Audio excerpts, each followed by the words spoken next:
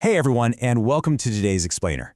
We are literally bombarded with information every single day. I mean, from the second we wake up and check our social media feeds to the conversations we have over coffee. But how well do we really understand the actual language of the information we're consuming? Well, today we are building your media literacy toolkit. The goal here is super simple. We want to equip you with the exact vocabulary and the grammatical structures that you need to confidently consume, decode, and discuss the news happening all around you. Here's a quick look at our agenda for today. First, essential news vocabulary. Second, categorizing the news. Third, news-verb collocations. And fourth, describing people accurately. Let's dive in.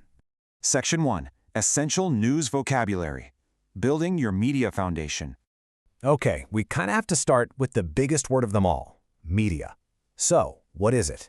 It's basically the collective term for all the organizations out there producing and sharing news. We're talking TV channels, radio stations, newspapers, and of course, all your social media platforms. Now, what's absolutely crucial to remember here for your everyday communication is that technically, media is a plural noun.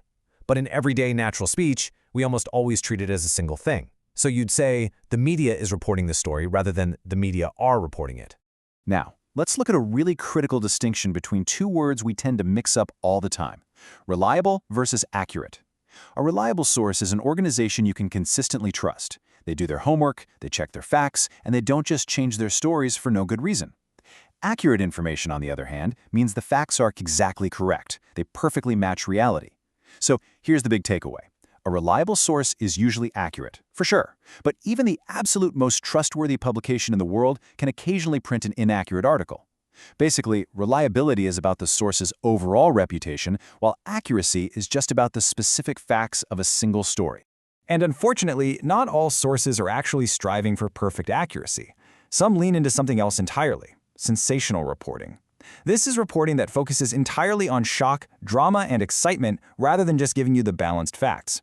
They use really strong, emotional language just to grab your attention. But, and this is a really important distinction to keep in mind, sensational doesn't automatically mean false. A story could be 100% true, but still be reported in a highly exaggerated, sensational way just to get you to click on it. Which brings us right to the type of news that relies heavily on that sensationalism: scandals and tabloids. A scandal is essentially a shocking or embarrassing revelation, usually about a public figure doing something wrong or hypocritical. Tabloids absolutely thrive on this. They prioritize celebrity gossip and drama way over serious political news. And because, let's be honest, we all kind of love drama, these sensational stories travel incredibly fast through one of our oldest forms of communication: word of mouth. Unofficial, person-to-person conversation is still one of the absolute fastest ways information moves. Section 2. Categorizing the news. Understanding the scope of the story. So, news is usually categorized by its subject matter, or its geographic reach.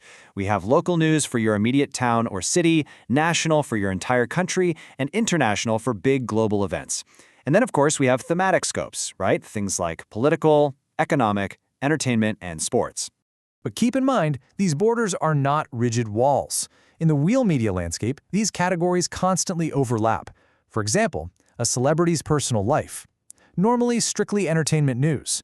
But if that exact same celebrity commits a major crime, well, suddenly it crosses the boundary and becomes national news. Or a local election might suddenly become an international story if it has major global economic implications. The categories are completely fluid. Section 3. News-verb collocations. How we interact with information. Think about your own habits for a second. Ask yourself, how exactly do you interact with the news? When you first wake up, what do you do? When a friend texts you a link, what's happening there? English has very specific verb pairings, we call them collocations, that we use naturally with the word news. And using the wrong one can instantly mark you out as a non-native or imprecise speaker. All right, consider this your cheat sheet. If you habitually obtain information from a source, use get, as in, I get my news online. But if you receive information unexpectedly, maybe for the very first time, you use hear. Like, did you hear the news about the mayor? If it's a written article, you read it. You read newspapers, you do not read the television news. If you're informing a specific person, you tell them. Notice the structure there. Tell plus the person plus the news. I told him the news. If information is moving really widely across a ton of people, it's spreading. And if you're putting a link up on your social media, you are posting it. Okay, now for a quick error spotlight. I hear this one all the time from people learning the language. I make the news every morning. Listen, unless you are a high-profile criminal, a celebrity, or the journalist actually writing the articles, you do not make the news. You get the news or you read the news while having your morning coffee. Here are a few more really frequent traps to avoid. Don't say, "Did you take the news?" We don't take it like medicine. The correct, natural phrasing is, "Did you get the news?" or "Did you hear the news?" Also, definitely avoid saying, "She told the news to everyone." In natural conversational speech, we follow the tell someone something pattern. So the correct version is, "She told everyone the news." Or even better, if it's a really large group, "She spread the news." Just simple little shifts, but they make your communication instantly sharper. Section 4. Describing people accurately.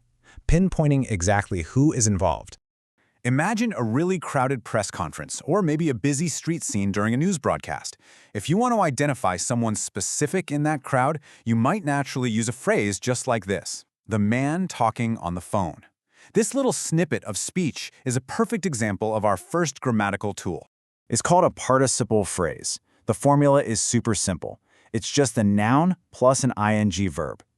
Its entire job is to answer the question, which one? Out of all the people in that room, you are identifying someone based on an action they're doing right now in that exact moment. The reporter asking the tough question, or the politician dodging the camera. But you really have to be careful with the formula. Do not use an infinitive. Saying something like, "the man to talk on the phone," sounds super unnatural and confusing. Also, don't use a full verb, like, "the man talks on the phone." That's a complete sentence, not a descriptive phrase pointing someone out. You absolutely need that ing participle to seamlessly point to the person in action. Now, what if the person isn't doing anything obvious? What if they're literally just standing there? Well, then you use our second tool. Look at this example: the woman in the red coat. This one relies on prepositional phrases. Instead of an action, we use a preposition combined with a noun to describe a physical feature, an item of clothing, or a location. With is great for physical features, the man with the gray hair. At and on work perfectly for location, the woman at the back or the person on the left. And in is your absolute go-to for clothing, the woman in the red coat.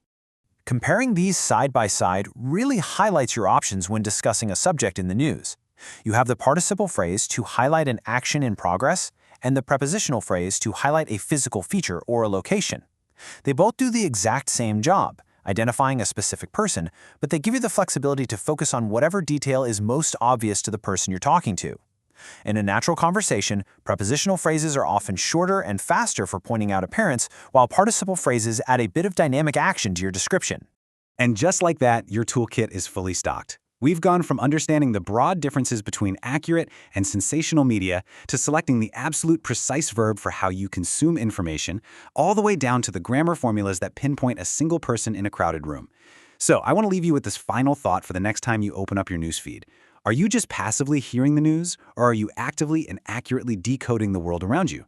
Take these tools, apply them to the stories breaking today, and start navigating the news with real confidence. Thanks so much for joining me on this explainer, and I will catch you next time.